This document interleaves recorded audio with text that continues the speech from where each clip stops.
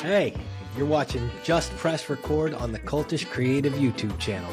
I'm your host, Matt Ziegler, and on each episode, I invite not one, but two guests to join me for a conversation-style interview.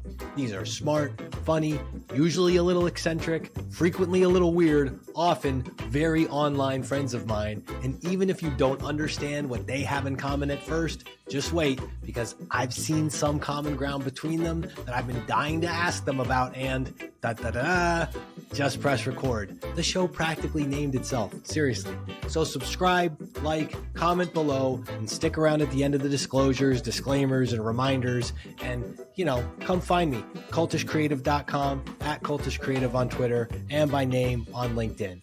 Without further ado, throw your seatbelts on. Let's make it a record. Okay, I am pressing record now. Hello and welcome to Just Press Record. You're on the Cultish Creative YouTube channel. Make sure you like, subscribe, comment, all the things below. I'm your host, Matt Ziegler, and today we're talking about the overlap between storytelling and the psychology of change. I might be able to speak today. And, I've got great guests. I've just got such great guests. The first guest, he's a pros of online prose, a writing wizard. The young writer whiz kids should all be studying more. If his name was Casper, he'd be known as the friendly ghostwriter. And I'm sure he's not Michael Knight because I'm pretty sure he's a morning writer, as his LinkedIn and Twitter posts will suggest. Ladies and gentlemen, the kingpin of LinkedIn himself, Ted Merz. Say hello, Ted. Good morning, Matt. Good morning, Meg. Good to be here. Good morning. Certainly not to be outdone, because I'm not letting you slip on this, Meg. If anybody could design a safety belt for creating psychological safety, if anybody could write, teach, and ask more questions about asking questions than she can. If anybody, I hope you're ready for this one. If anybody could bottle up Brene Brown with the oomph of Oprah, a couple of bucks worth of Angela Duckworth, a few Itzes Bitzes of Michael Kitces, and a stiff drink from a flask of James Prochaska. There we go. Buckle those seatbelts. Joe versus the volcano. Move over. Megs versus the volcano today. Meghaan Lurtz, please say hello. Hello. Thank you for having me. That was lovely. Fantastic. I'm so happy you're both here. We're going to talk about all sorts of stuff, and we have to get technical first. And you're going to have to forgive me. I have this horrible prop that I think is really stupid, but I've only gotten to use like 3 times. I'm not familiar. Do you know the oeuvre of TLC? Are you familiar with the artist TLC and their 1990? This is a single, if you remember these. The song Scrubs. Oh, This is a very important point. I refer to this as the Harvilla Doctrine in honor of Rob Harvilla, who coined this. And it's the idea that if you're going to have a technical term, you should define it, and you should define it quickly. So we're about to talk about this thing called the transtheoretical model of change. But in honor of the Harvilla Doctrine, I want you to just remember Scrubs. I want you to remember, you can't just call it Scrubs. You have to say a scrub is a guy who thinks he's fly, also known as a busta. Now we know what she's talking about. Thank you so much, Chili. Meg, what is the transtheoretical model of change? We're going to get into some stuff today. The transtheoretical model of change is the process of change, where you begin in an early stage, maybe having no idea that you want this change, no idea that this change is important, moving all the way through and circling around, really, because all change follows this process. It's just part of human nature, if you will. And until you go into maintenance mode and then ultimately begin your next change. So it is the process of how people change and the support that they need as they do it. So why, I feel like we talk about change like it's one thing. And that's kind of frustrating. It's really not one thing, is it? No.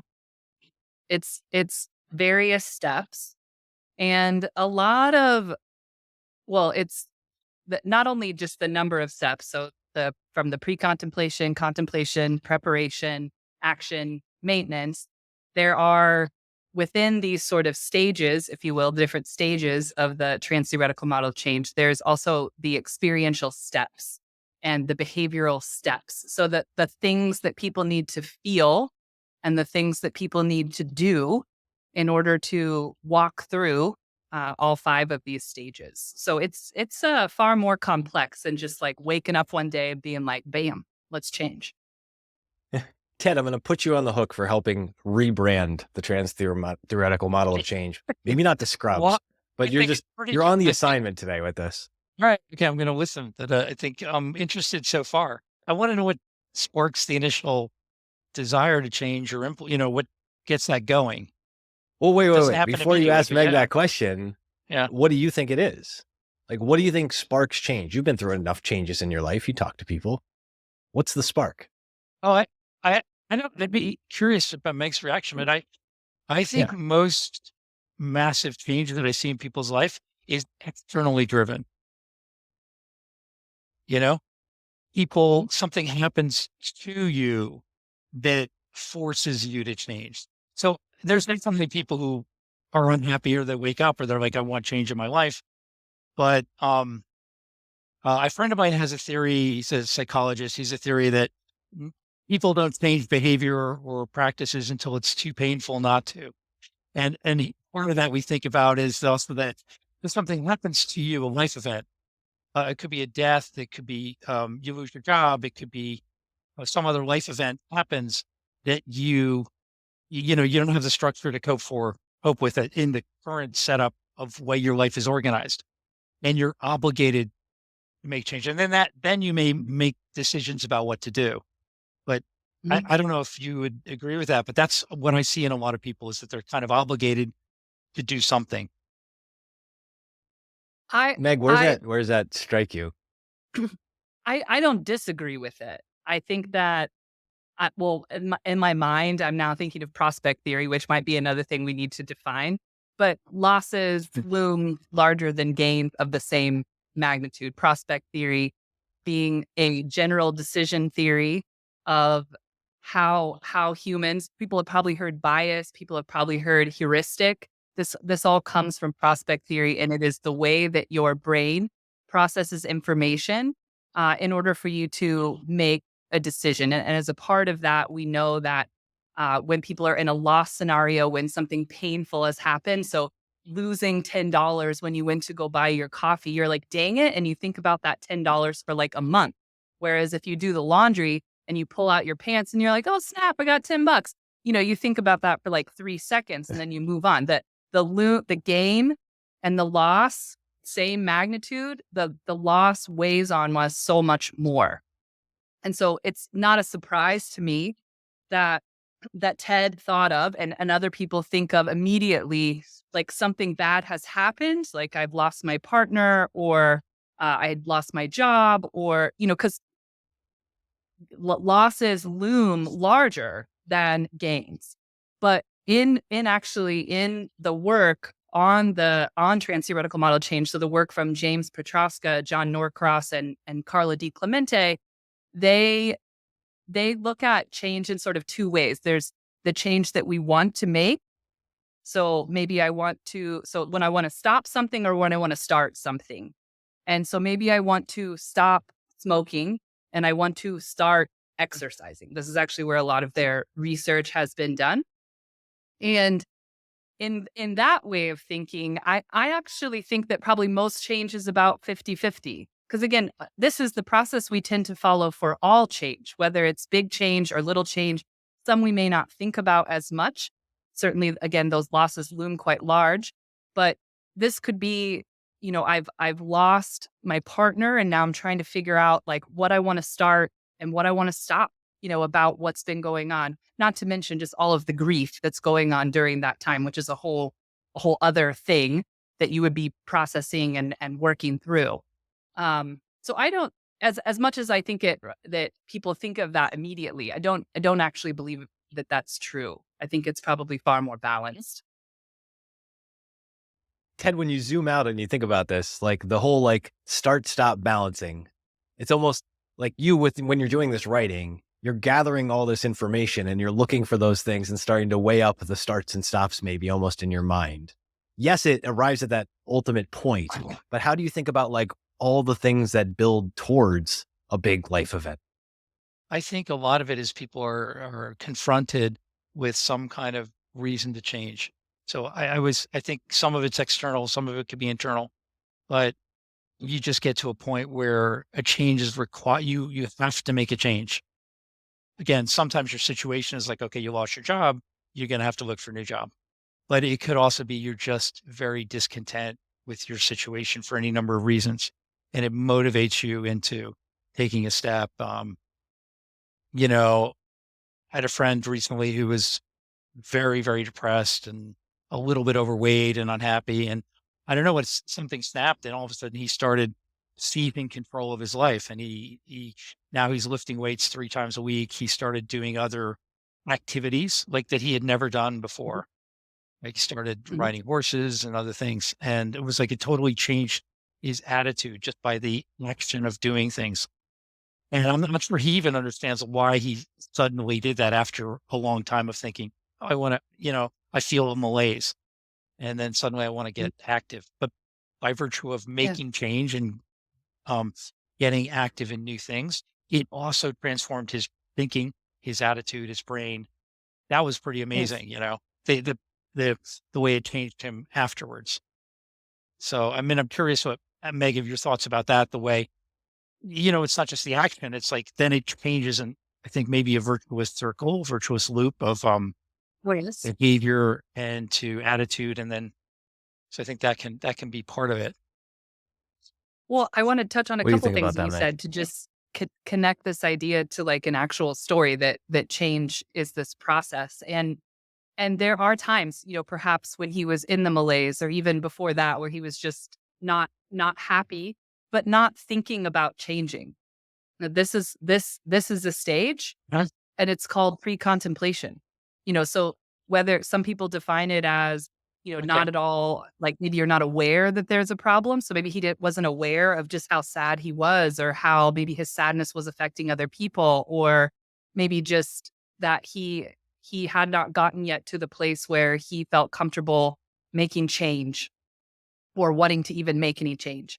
Then there's contemplation, where, as you might imagine, we're kind of like, what are the pros and cons, of this decision, and what do I want to do, and how, like, but yet not really doing anything. And then there's contemplation. So pre-contemplation, contemplation, preparation. This is when we're like, okay, what really needs to happen? Do I need to find a gym? Should I start talking to a counselor? Like, what are the things that I should be doing?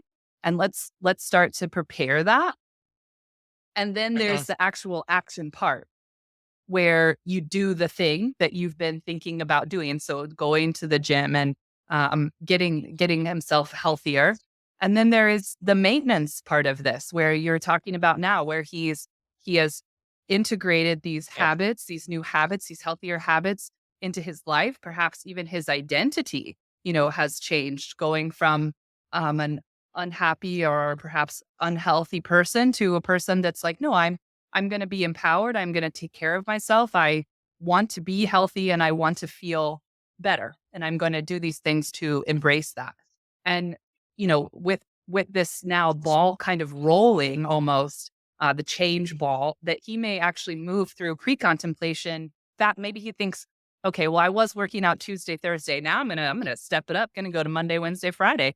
And this moment of, he may move through pre-contemplation and contemplation a little quicker next time. Because the two things that are at play, which, if it's not clear to anybody yet, like how much I love this model, I think it's just the best thing to come out of science in a really long time. I think it's just such brilliant work. And the thing that's at work here, there's sort of two things at work, maybe among many if you were to talk to Petroska himself. But the two things that always jump out to me are that decision imbalance, or fancy way to say, like, what is the pro and con of what we're trying to do, or what I'm attempting to do, or what I'm even thinking about. And then, can I do it? Like, what self-efficacy or confidence, what is my ability to do this thing, even if I want to do it? So it falls in line with other decision theories, but I think does one of the best jobs that I've ever seen with with not only mapping the process that somebody would move through, but probably even more so than just the stages themselves, which tend to get a lot of the glory, are those steps, the experiential steps and the behavioral steps that kind of map over top of the stages themselves, which is where we see things like people becoming aware that they what it's called consciousness raising, people becoming aware that they want to make a change or that making a change is important to them. Dramatic relief is another one that happens in the earlier stages, which is all about the emotion of it, which I think is another super important point, just how important emotion is in the early stages and not necessarily the logic. That doesn't really even start to show up until like preparation. I gotta say, I kind of love how there's these precise scientific names that you have for Oh, everything yes. that the rest of us, but the rest of us kind of intuit. We kind of know what you're talking about, but I didn't know there was a thing called decision imbalance or pre-contemplation, a stage of pre-contemplation. I mean, I get the concept. We all know the concept. I love this. Yeah. It's this kind of very studied. It makes me feel a little bit like, when you discover worlds that you don't know about, like when you haven't been to a country or you haven't read it, I don't know, heard a language or something, you're like, oh my God, there's a world there that I don't know anything about. It's wild. And evidently, people Yes. thinking deeply about this, people thinking deeply about Oh, yeah. these topics Yes. that, like, again, it's just when you don't know there's a world there, it's kind of amazing to open that door. Oh, I love I that. spend a lot of time in the world. Okay. Love it. I think the idea of finding clinical guides to help you with these things, because Yeah. Ted, what's great Yeah. is I'm watching you process Yeah, the like same thing that I processed talking to Meg about this. Or like, wait, what? You've already got a name for this? That's right. My Yeah. therapist didn't tell me this. Well, That's funny right. enough, I tell people, like, one of my soapboxes, you can ask any of my students in any of the years, probably at any uni that I teach at, that the one thing I say is that we should stop teaching calc, or at least like geography, maybe just we have Google Maps now. Is this really necessary? And we should start teaching transtheoretical model of change, because it's so helpful to not only understand in yourself, but imagine your friend and you think, friend, I care about you. It's clear to me that you're in pre-contemplation stage, but that's okay, because even being in pre-contemplation stage, I know that what you need is some consciousness raising, a little dramatic relief, perhaps some environmental reevaluation. And with those three things, we can help make this change come about. And they may be like, what? But you would be like, I got you. And so it'd be fun. That's right. Ted, how, like, and this is part of what I was really interested in, because you write a lot, you tell a lot of stories. As you think about these things, do you feel a sense of, as people move through this progression versus like, there's the interesting event, there's the, oh my God, everything just changed all at once, that finally tips the balance. But this is like this build up and the different stakes that are on the table. Like just play with it for a second, play with out loud. And I don't want to pick on the friend. I'm really happy that he started lifting weights and he's feeling better about his his whole whole life. Yeah. Pick any story Yeah. you want. Yeah. It's amazing. But like, how do you, just in your mind, play with the two ends of this model, pre-contemplation and like maintenance and the virtuous cycle? Like, what's the story of those two sections? Well, that's interesting. I think Meg and I see the worlds from like opposite ends of the spectrum, in the sense, because you're looking at it and it's somewhat of a categorized behavior. There's categories of behavior and you're sort of analytical. I'm much more of an intuitive person who I hear a good story, or for me, character evolves out of, and lessons evolve out of anecdotal examples. So I'm less structured in how I see the world. So I'm not looking for something. So when I tell a story or think about storytelling, I typically find a situation where somebody says, this happened, I saw this event, this is something that occurred. And then I think about how that fits into something. I don't know if you'd agree with that, but I'm looking at it much more like just the organic event. Is it interesting? Is it compelling? Is it evocative? I think of that a lot, the word evocative for me in storytelling. Like I tell you an anecdote and it's evocative and it evokes a feeling without even me explaining it. And then the explanation kind of puts it into a bucket to further understand it. if that makes sense to Mhm. you. So I'll give you an Mhm. example of one. I was writing something on this. I met a guy yesterday at breakfast, and in the course of discussions, he tells me he's in a chat group, like a WhatsApp chat group. And I'm like, oh, that's Okay. interesting. Like, what's the group? You know? He's like, oh, it's a group of Romanian tech startup founders living in New York. And I'm like, wow, that's a pretty narrow category. Like, how many Romanian tech startup founders live in New York? And it's like, oh, the group has Yeah. like, it's like 24 people in this group.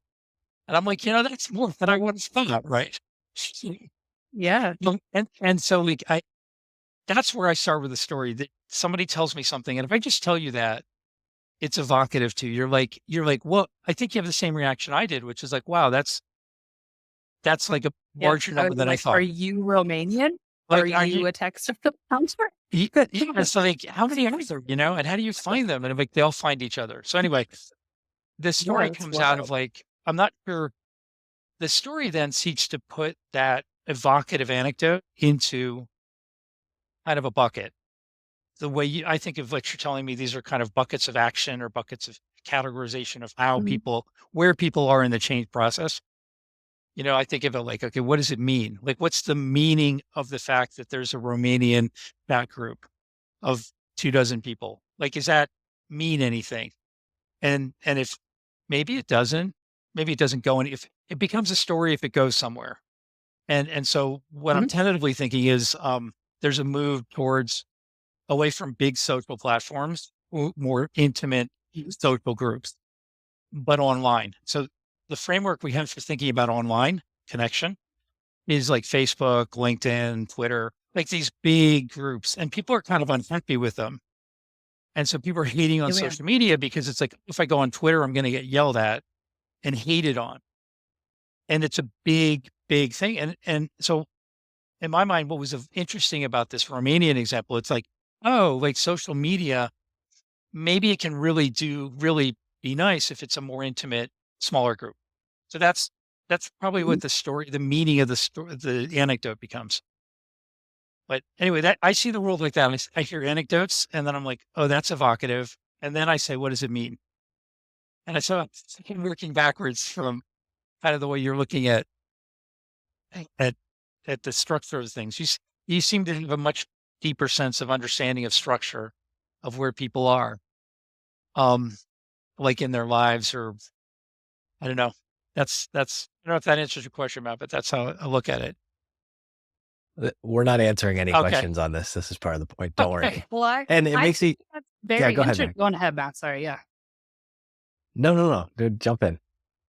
Well, I was What's just, interesting about that? you're right. Well, I don't really do a lot of meaning making, like in terms of Yeah. what makes a good story, because a story is a chain of processes, and so it's just, or a chain of actions, and you could map perhaps many of them to, so let's go back to this Romanian dude.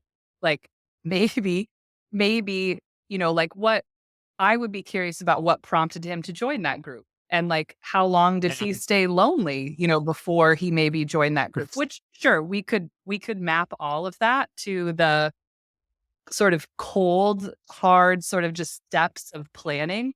But Mhm. I would point out that even within this sort of more cold or bucketed or very structural approach, there are there within the behavioral steps, funny enough, there is what's called helping relationships, and this is the importance of like utilizing or just having social relationships that matter to the change that you have made. And so even though there isn't perhaps like direct meaning making within TTM, we'll call it TTM instead of TLC. Maybe you meant for that to happen all along, Matt. But like, the there is an aspect of social relationships, and there's also a fair level of I think it's like either with yeah, within the step called self reevaluation, where you're thinking about, your identity. which could be absolutely tied, to a greater meaning. There's within environmental reevaluation, in that step, you're thinking about, what does this change do to my family? What does this change do to the people that I care about? What might this change impact, have on my greater social system? And so even though TTM itself is not making meaning, it's just a process with the steps involved. Meaning, having things that are meaningful is absolutely one of the most important processes associated generally with change. I mean, I like, so I'm a partner at Shaping Well, which is a platform where we talk a lot about all things behavior, all things decision making, happiness, all kinds of great stuff. But one of the things that we talk about is that, or that we say, pretty much all of us say it. I don't know who originally said it. We'll go with Brian, but that humans are not calculators. We are storytellers, and it's not usually logic that drives people to do anything. It's how they feel about something and the meaning that comes from that. So even though I agree with you that the model itself maybe doesn't have room for overarching themes of meaning, the aspect of meaning, or the importance of meaning as a part of someone's story, which then gets into like an even bigger thing that now just struck me, just like how okay, we'll decide if you guys want to go here. What I'm now thinking about is how much story matters to well-being. So I don't know if anybody has read The Good Life. It is an excellent book. It's based on the Harvard longitudinal studies. And some of the very interesting stuff that came out of that book was just, you know what I'm talking about, Ted? That how important. I know where you're going there. Friends over a long period. Having a cohesive story of one's life. Yeah. Well, and just having a cohesive story of one's life is an incredibly powerful experience. And on the opposite end of that, there is a book that's called The Body Keeps Score. And it's based on the ACE studies. So the adverse childhood experiences and what, where you're at on the ACE scale and what that does. And one of the things that they have found is that through these really traumatic experiences, people don't have memories, or the memories are put back together in like weird, they're not in a cohesive story. And this makes it very difficult process because so it lacks meaning. It lacks, yes. And so the importance of story and the importance of meaning as it matters to our well-being and actually how the brain even works is, it's just fundamentally a part of being human. I think that's so interesting. I'm really glad you brought that up. But it also makes me wonder, in the drive for meaning and the need for meaning, how many people, the lengths people go to create a story that may kind of be objectively not true, or objectively, like, other people would look at it like not real. You know what I'm saying? Like, it's like everybody, you're right. You're 100% right. Everybody needs to believe in their own story. Sometimes to crazy degrees. This is the Willy Loman Death of a Salesman kind of thing, right? He believes he's a great salesman. He's objectively not a great salesman. But he needs that. He needs that validation from his family and from, for himself. I think that's Yes. wild. You're inspiring me to go read that book. Okay. So that's super interesting. Do you think people lie to themselves about their story because they need to? Sure. Yeah. I don't know that they necessarily do it out of a conscious need, but I definitely believe that they do it sometimes out of subconscious need. Right. And rewrite moments, even really horrific things that people survive or go through. They often can rewrite, and actually even in the good book or the Good Life, that in that book, they're taking journals and all kinds of things all throughout all the time. And when they revisit that, sometimes they remember the memory different. Yeah. And yes, it's because so interesting. Yeah. we can't simply rewrite them, but we certainly ad lib them. Yeah. To make the memory make more sense within the story that is our life. One of the things that's interesting about that is, so I had worked at a company for 32 years. And one of the things I did since I've left it is I've written a number of blog posts about working there. And because it was like a way of processing what did I learn? I spent most of my adult life doing that. Like, what is there any lessons, right? And so when I would remember something, I would go often before I published, I would go to people who were there at the time and I'd say, am I remembering this correctly? And it's amazing. I think we get a consensus. We're in the same room. Oh, We're yeah. both there. And they're like, no, that's not how it happened. And then you're confronted with this, like, then there's a conundrum about your own story. Because I was there, this is how I remember it. And then someone else will be like, no, I was in the room and the opposite happened. And sometimes you'll be like, people will be like, oh, I was in the room. And I'm like, I don't remember you in the room. So, so that's when I'm talking about being How I feel about my confronted wedding. and something like that, you're like, okay, can I still tell my story if other people are actively telling me it's not what they think happened? It's wild. Well, that brings up all kinds of cool ethical questions. I don't know about that. That's interesting too. Yeah. I think that We're going to leave Kitty one Genovese interesting out of this thing. for a second. But Sorry, yeah. go ahead. You're gonna. Let me say one thing. It's interesting. So I was a former journalist, and one of the things about journalism is the reason they call different people to get quotes, comments, and Yes. reactions Yes. is to corroborate the story. Okay, Matt, you said this, and Meg, you said this, Jen said this, Sue said this. And so you publish the intersection of that. But what's left out of that story, it becomes oftentimes the experience gets very flattened. And you leave out all the edge cases and the sort of emotion or perspective that isn't all corroborated. And I think one of the things people miss, they don't like journalism doesn't reach a lot of people because of that. It oftentimes doesn't have this emotional component because we can't corroborate everybody felt the same about the event. So we're not going to put that in. If that makes any sense. So then you have this whole rise of like first person narrative, autobiography or memoir, that is like, I'm just going to tell you how, man, I teach me, but this is what I saw. Okay. This is what I see. Now, I think it goes back to your point about trying to assert your story in your life and the importance of that and having a cohesive narrative. Anyway, that was. Oh yeah. Well, I mean, even look at how people curate their social media. I mean, it's no different. They post like the beautiful moment that was taken only moments before, like my older daughter dunked my younger daughter. Like that's just like that's it. Yeah. And nobody knows that next thing happened, and so it's just they're really story matters. Meaning matters.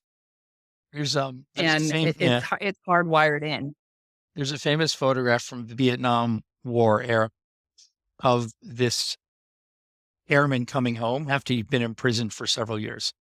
And his family's on the tarmac greeting him, and his kids are running at him, and his wife's there, and they're all crying. And it's like, soldier comes home. It's incredibly powerful image. And then the real story is that right after that photo was taken, the wife told him that, she was divorcing him and, had met another person and their whole family fell apart. It's like literally moments after the photograph, but people see that image and that image is kind of like him, it's a popular image of kind of triumph or something, happiness. Sure. It's a snapshot. I think one of the things about story that's interesting in what you're saying, and this goes back to change in people's lives, is if you just take a snapshot, it's the difference between a photo and a movie. And the snapshot, the photo gives you a limited perspective that it doesn't play out over time, right? It's a moment. Well, I think sometimes that back to like circle this all the way back around, that's a lot of times how we look at change. Like we get so obsessed with like that action stage but in reality, there's 3 really important steps that happen before that. And when we only focus on action, then yeah, it seems like, stuff just like pops out of nowhere and they just become this thing or do this thing or this thing happens. Yeah. But in reality, that is not at all like actually how it happens. And if we can go further back, I think if we can create a broader or longer or at least more I don't know what word I want. Like that it makes more sense instead of just like stuff popping out of nowhere. It becomes a journey, not just about the destination, to be really cliche about things. Remind me again, because we started this, now I'm deeper into this. What are the clinical names again for the 3 steps? The pre-action steps. Okay, so pre-contemplation, that's the first one. Pre-contemplation. And this is like, you're not thinking about it. You don't necessarily think it's important. Or some people define it as you're not willing to change right now, because Right. a lot of the TTM process is about how far away are we from change. And so we say that people in pre-contemplation, like they're not going to make any change within the next 6 months. Okay. Like they need some internal work. So then there's contemplation, and we say people in contemplation sometime in the next 6 months, like something's going to get done.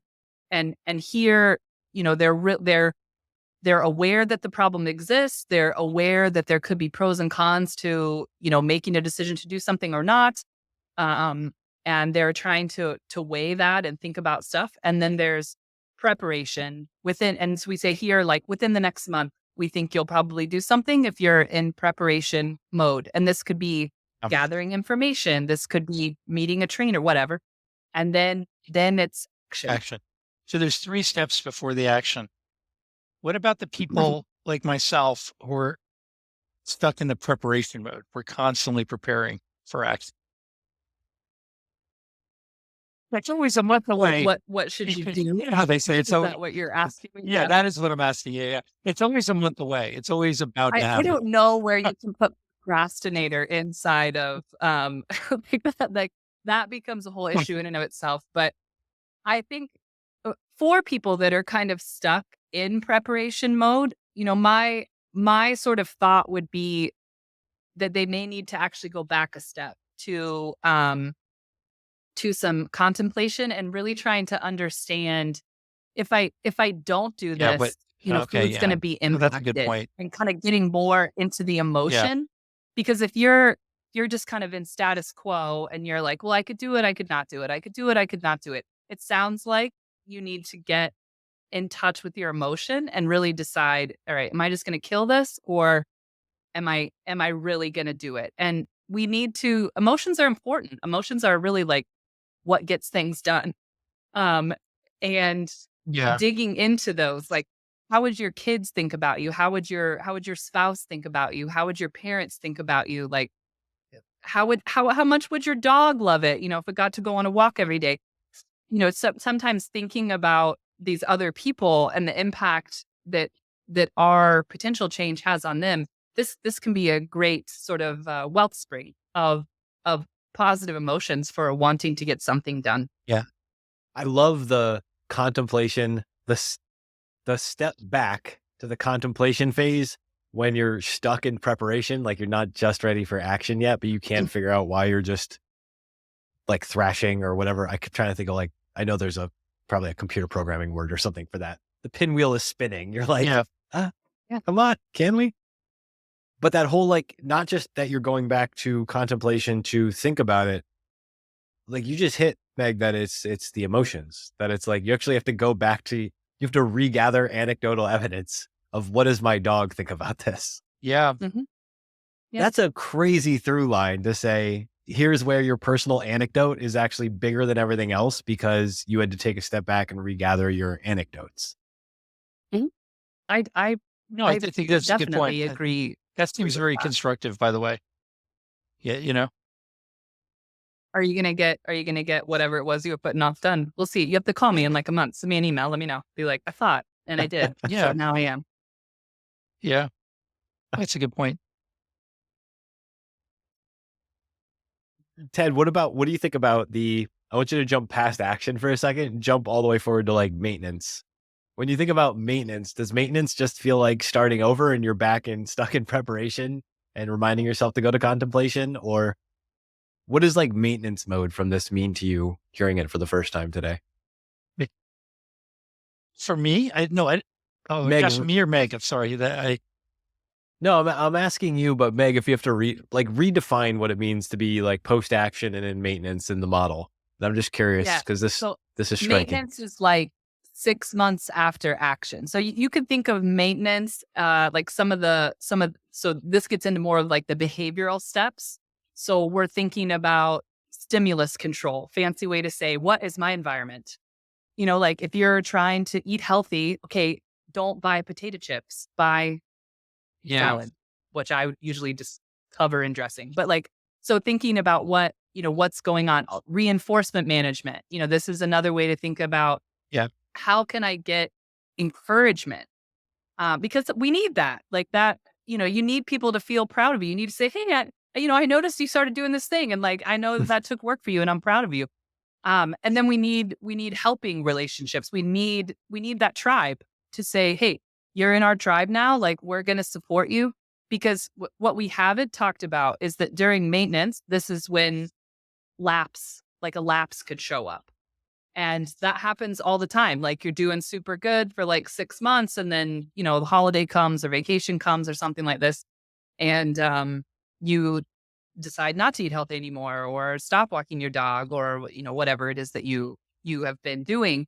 And these sort of helping relationships can again help us get back on track. Yep. Like, I'm a part of this group. I want to do this thing and bring us back around. What about that phase is interesting to you, Ted? Just the whole like maintenance, avoiding lapsing. My dog wants to start drinking again. I got to tell him, get back on the bandwagon, get out there and walk me. I was sort of, when you were describing the process, I was sort of thinking about it like if you're successful in getting to action and maintaining action, if you're successful, you establish a new baseline and you probably move on to new challenges, new things to work on. So if your weight and exercise were a problem and you can get those, you get into the habit and the rhythm of exercising, you get your weight down. If that can be maintained, your mind probably is like, okay, that's check there, and I'm moving on to the next arena where I want to do some work or I want to improve. But I think that the other thought I had was just that if there's a lapse, it probably means that the action had not become really defined or habitual enough. So like if, you know what I mean? If you change your diet, but then you lapse back into that, it wasn't really established. But if you maintain it and you just become like you're eating the way you want to, it becomes habitual. You move on to new things. I mean, this is a lot of what, like James Clear talks about in Atomic Habits, which is, you have this incentive, you adopt a habit. Once that habit is really cemented, I mean, the classic habit is brushing your teeth at night. Like most Americans, that's before they go to bed. It's just almost like putting on your shoes. It's not even a conscious thing you're thinking about. Um, interestingly, I was at the dentist this week, and he's like, "How often are you flossing?" And it's always you feel like, "How am I going to lie, or am I not going to lie?" So the correct answer, you're actually supposed to like floss twice a day. Okay. Okay. Like that's a high Really? bar. You know what I mean? I don't, my dad flosses twice a day, but I don't know a lot of other people. And a lot of people don't floss at all. Okay. So I thought I was doing okay. I was like, I probably floss 3 times a week, but it's not a habit. I haven't gotten to the action of like, it's not like I brush my teeth and then I floss, boom, every day. It's not consistent. So I'm at risk of, what did you say? Going backwards on the flossing situation. I'm at risk of lapsing on my flossing situation. So I don't know where you guys are on flossing, but it's evidently very important. Okay. Well, I feel like, I Matt, just, you I floss. want I to feel like you respond to this. floss. Do you floss, Matt? So this is funny because we've had this conversation in my household, my wife and I, multiple times about this. I was a perennial lie to the dentist, like floss the morning before and be like, they Yeah, they won't would notice. notice. That's right. Like that It was my turns attitude. out they notice. That They was my notice, attitude as a yeah. kid. Yeah. And of course they just like look disapprovingly at you, which is going to be my follow-up question to this. But now I'm full on a like if I don't, it's become enough of a habit that if I don't do it before the bed, it's like I Wow. can Okay. feel Yeah, it there you now. go. It's That's one where of you want those to be. things. And so, yeah, my wife has she's come, well, I don't want to say slowly. She's been on board with this for a while. And it's one of those things like I forgot to bring like floss on vacation some Yeah. months ago. And it was like that became a priority that was like as important as making sure there was an adequate wine supply to get us through the trip. In the good ways, not in the unhealthy ways. All good wine drinking. I'm really curious in this though, Meg, like from a social aspect, and it's as much from like the dentist as a spouse, where there's different anecdotal evidence, like when you're in maintenance mode that you need to reinforce to be helpful of being like, we need wine and flossers tonight, dear. Versus like a lot of times socially, it's everybody's paying attention once you're in like the team that's in first place. Once you're in first place, everybody's just waiting for you to fall, except for the fans. And likewise, like we want to root for Rudy. We want to root for the character who's going to like get that push up from contemplation or preparation, like into action, into the glory state. There's these weird social layers to this too, and how the anecdotes are gathered. Do you have any thoughts on that? So we'll just say for what it's worth, I'm a water pick flosser, like American Psycho style. So however that makes you feel about me as a human. It depends on how much you turn the thing up, as I All found the way. out. Also, okay, yeah. So the new dentist we have since we moved is a water pick God, really? person, and I came back from the dentist and I was just like, So they're good like, God, like that It's is like, life changing.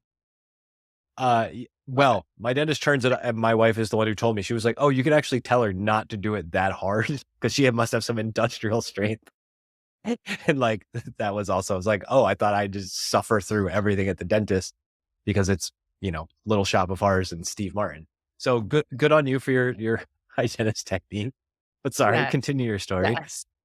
Well, what's important to note here is that so not only do we go through the process of making this change for the first time and perhaps building a habit, but then at the same time, life is happening around us. And so maybe you, let's see, we were talking about flossing. So what would change? Like maybe you get a cavity and perhaps just flossing becomes really painful for a couple of months.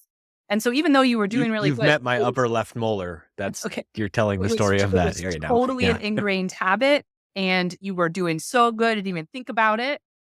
You get this cavity, and you're like, ugh. And so then for like a whole couple of months, you're like Pavlov dog style. Every single time you go to floss, it hurts, and you're like, I'm not doing this anymore. So then you sort of fall out of the process. Like this also is a lapse. Like, so it's not necessarily ever a one and done with any change that we make. We are almost constantly in maintenance mode and going like 99% of the time going to have some sort of lapse. And this can be just simply aging and our bodies change. And so like eating healthy looks one way in your 20s, one way in your 30s, one way in your 40s, and a completely different way in your 70s. And so eating healthy over a lifetime requires a varied and multiple, like round and around and around this sort of change process.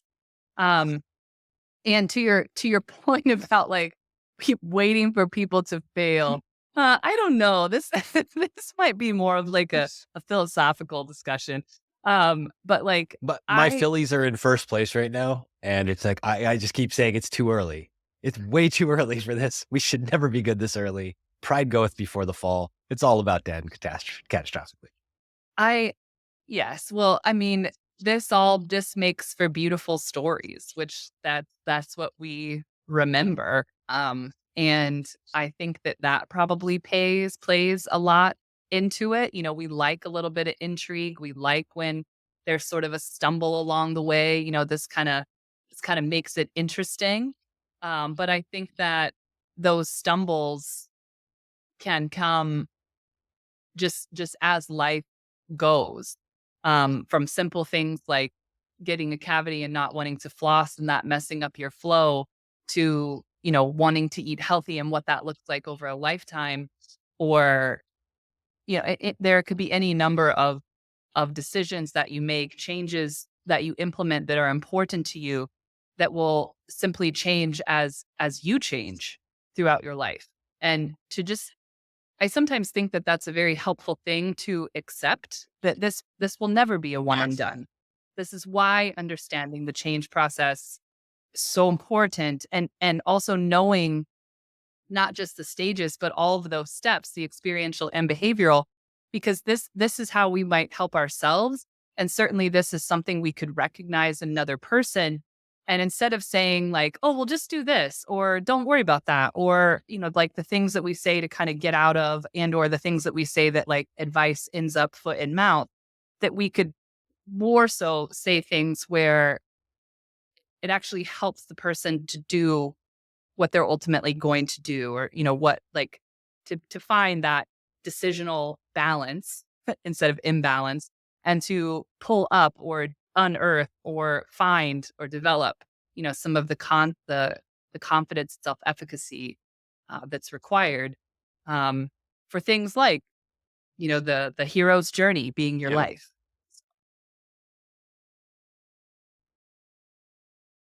Ted, what do you think about this? Like, in form of like, I found out, I got to confess, go ahead. I also found out I was using the wrong toothbrush. I was doing everything wrong. I mean, I'm almost 60 and I'm doing everything wrong. You're supposed to use a very soft bristle, not a hard bristle. You're supposed to brush very soft and very long.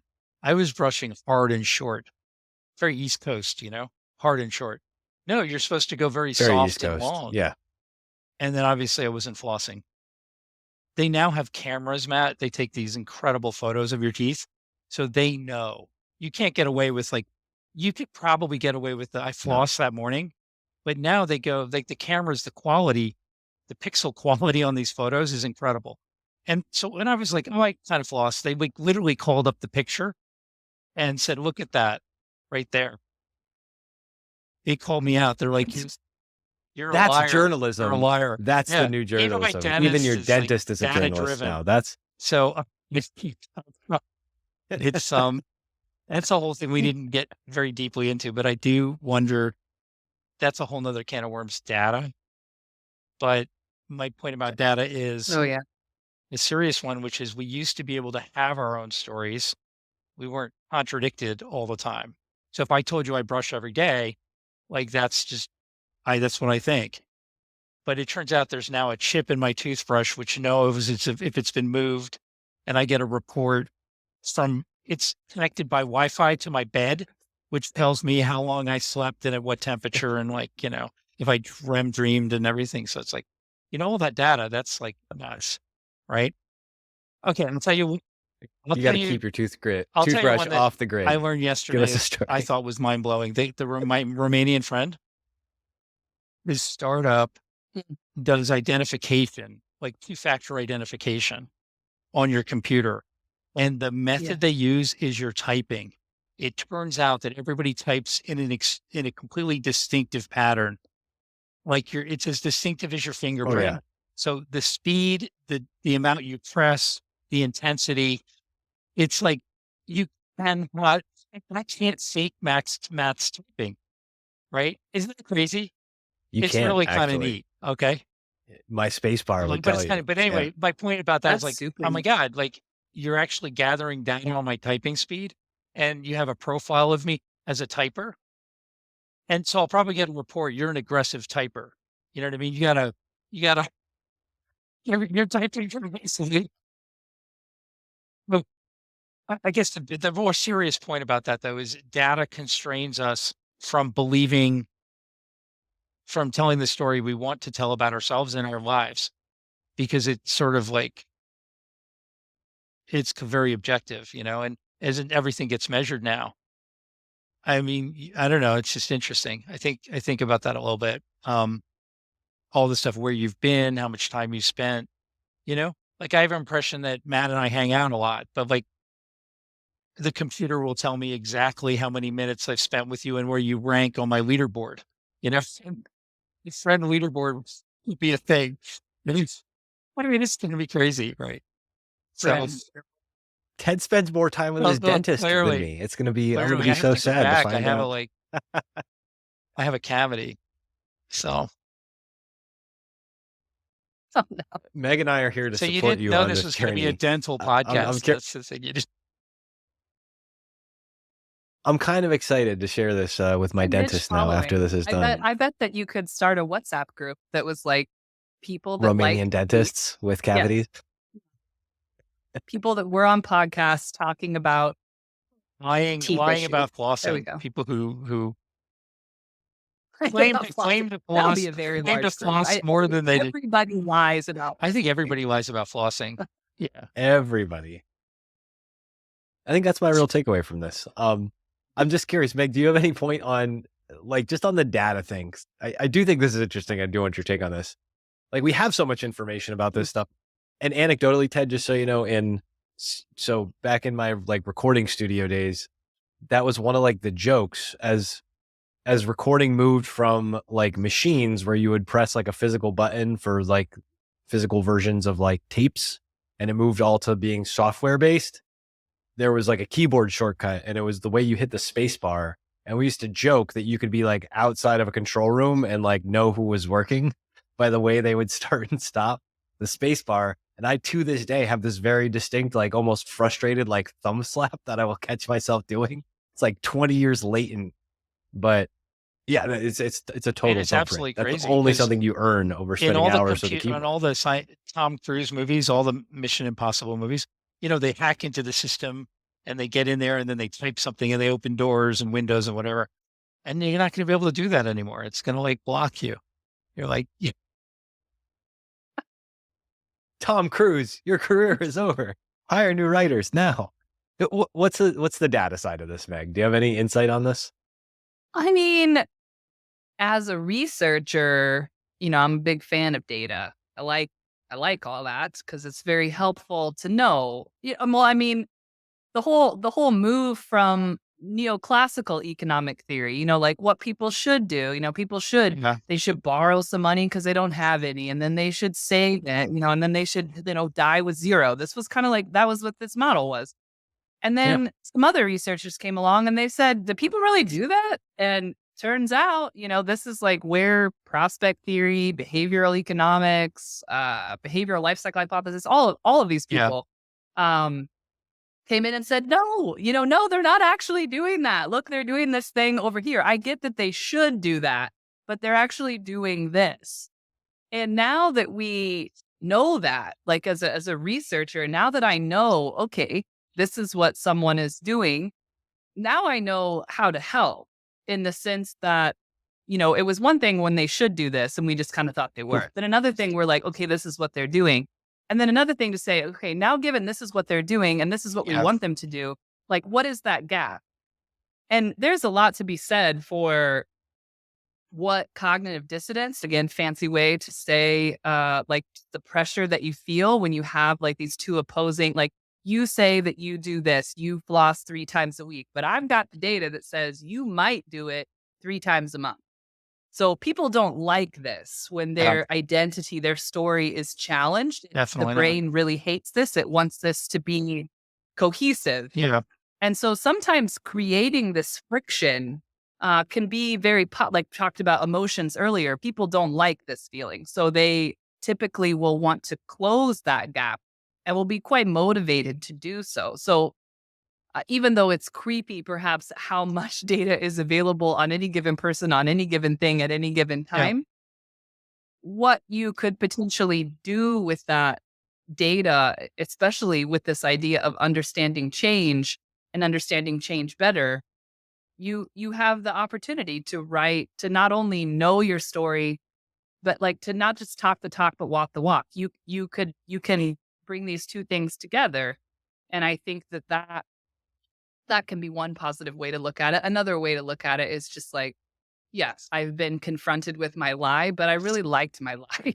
So I'm just gonna ignore this data. I'm just gonna say this is spurious and move along. Which I suppose people do that as well. Or the other way, you might tell somebody else the data's wrong. Back Yes. to like when TLC wrote Scrubs, they were literally like, we are on television. We are superstars. And you're doing this? You're catcalling me? What? There was a great Life is weird. example that came out this week. I don't know if you saw it, but there was a study that said 55% of Americans think the U.S. is in a recession. And we've actually had like record economic growth, right? 49% say stocks are down this year, and they're up 12%. And then half say unemployment is at a 50-year high when it's a low. I don't know what you do with that. The stories we tell ourselves. Yeah. We're going to have you back on. Helps us. I think if that's the one wish that I actually have for artificial intelligence is that it very quickly discovers social media is really bad for you people. So we're gonna shut this down on your greater well-being. I pray there's a lot of that out there. If there are already. the AI gods listening, please come and save us from ourselves. They're listening, all right. Social media makes us. They just canceled you. That's fine. Well, at a minimum, they're transcribing this episode to send to somebody's compliance department. So we got that going. I have actually way too many notes from this. This has been fascinating. Let me try to summarize this, bring us in for a landing here. We started off talking, Meg, you did a wonderful introduction. You get the Chili from TLC, thumbs up, seal of approval for defining this. I think I'm able to give that, grant you this. You said the process of change, and you really highlighted that it's a process. There's nothing that's not experiential or felt with steps and actions, but that's why having these clinical terms are so useful. Ted, you kind of pushed back originally, which is exactly what I did when I heard this too, where it's like, well, people don't change until it's too painful not to change. I think that's literally the thing I said to myself when I encountered this first. So the fact that you brought it up kind of broke my brain. Meg, you walked us through pre-contemplation, contemplation, preparation, action, and maintenance. Hopefully I didn't just miss one in that step, but pointing out that it's this cycle that you keep looping back on, which is really, really interesting to me. Ted, you brought up how the categories and analytical side of things feels different than the intuitive side that you felt, that you want something that's evocative. You want to know what's evoked by feeling of a character. But then Meg, you brought up that it only becomes a story when it goes somewhere, and you need the language to describe the path through that process. I made a note to myself when you guys were going back and forth on this, that it's like Meg's basically like the critic and Ted's the rock band on this. It's a really interesting two approaches to describing the same thing. Meg, you brought up that you don't do meaning making, but well, I wrote this down. I'm putting words in your mouth. I don't do meaning making, but I do meaning mapping, this contextual mapping of progress, the social reality of who you pull into this thing. You always have to ask who to. You evoked and invoked Brian Portnoy. Humans are not calculators. We are all storytellers. Check out the episode. We've got one of these with Brian and Matt Cashman.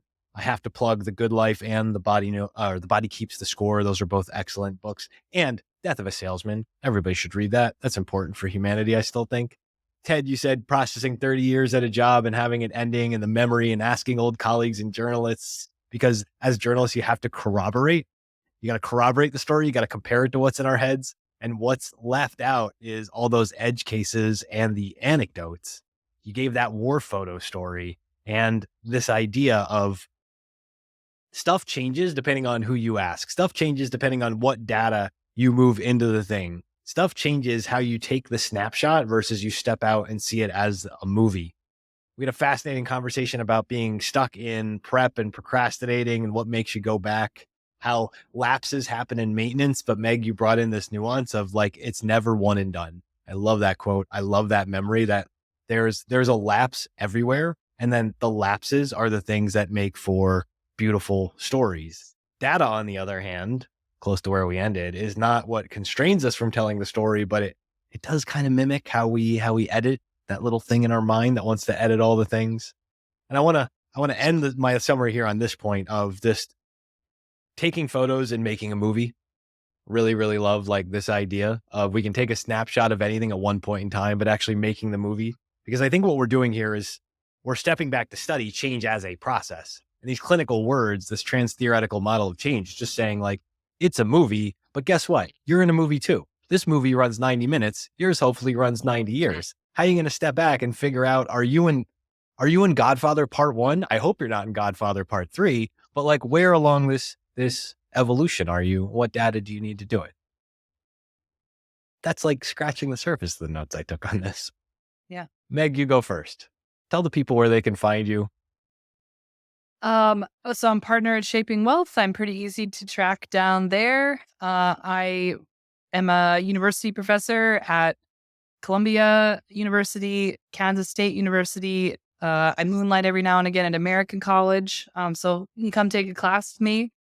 I have a Twitter. It is my name, which is spelled quite funny with an L for Lurtz, my last name. And I'm always around on LinkedIn as well. I do really like hearing from people. So like I find that stories are very interesting and how people experience, whether it's hearing about change or hearing about something else that I was talking about. It's really important to me to know how people react to that, because then I can get better at explaining it or teaching it or even understanding it for myself. So reach Meg, out. you're one of the people that from a finance related thing, but I've probably pointed more non-finance people at your work than most, because this change literature in particular it's thorny to navigate, but it's so friggin' interesting, and it applies to everything. It's all life. It's human. Yeah. And that's what I think is probably the most special thing about it. I mean, people say, okay, well, your background, is in psychology, like, are you like a therapist? And like, no, I'm an industrial organizational psychologist, which means like, I like people, but watching them over there, like, I don't feel the need to interact. I like to organize and watch. And I think that so much of just how people move through life, how people move through change, how people approach change, how people support other people changing, what we do when there is a lapse, that to me, leaning on some of this research, leaning on these theories, of behavior, can sometimes be really healing. And that like, you're not the only person that's going through it. This is just how life happens and how people often behave. But then also it can give us so much insight into what we need or how we need to be supportive, that change is inevitable. Change is a part of what we do. And if there is a way to do it better, to do it more effectively, to do it, in a way that brings other people along and gets to deeper, more meaningful places, then let's do that. Like, I think that's the bee's knees. That is the bee's knees. And what about the bee's teeth, Ted? I haven't heard Tell the that in people a where long they can time. find you. Now I'm going to have to Google that. Where did that come from? The bee's knees. Bees don't have knees. It makes no sense. I am pretty easy to find too. You can Google me. I write a lot on LinkedIn. It's the main place to go. I run a writing agency called Principles Media that helps people tell their stories. We principally write for business executives, but could be anybody. And we find that it's an amazing way to communicate, tell your story, and people will come and discover you and want to connect with you. So, yeah, I'm on LinkedIn, I'm on Twitter. I have my own newsletter called Surface Area. And so if you like my writing, subscribe to that. And I'm in New York and everywhere at a lot of cafes. I work at cafes. Best social media pictures for the timeline cleanse from Ted, and definitely subscribe to that newsletter. There's a shortage of people who know how to do journalist structuring in like the new online format. That's part of the reason I saw Ted's writing. It was immediately like, why don't I know this person? This is missing woefully. Meg and Ted, thank you so much for doing this. This has been an absolute blast. Thanks for Thank having you. us, Matt. Great. Thank you. Nice to meet you, Nice to Ted. meet you. Thanks for joining us. Like, comment, and hey, subscribe below to Cultish Creative on YouTube if you haven't already. As the good compliance people want me to remind you, Matt Ziegler, that's me, is a managing director at Sunpoint Investments. The opinions expressed in this podcast do not necessarily reflect the opinions of Sunpoint Investments. No information on this podcast should be construed as investment advice. Securities discussed in the podcast may be holdings of clients of Sunpoint Investments. I hope you've been entertained. I hope you found this useful. I hope you talk to a professional before you try any of this stuff at home. And most of all, I hope you've subscribed. Be nice to each other out there. And don't forget, head over to cultishcreative.com and let's make curiosity a habit together. And I'm out.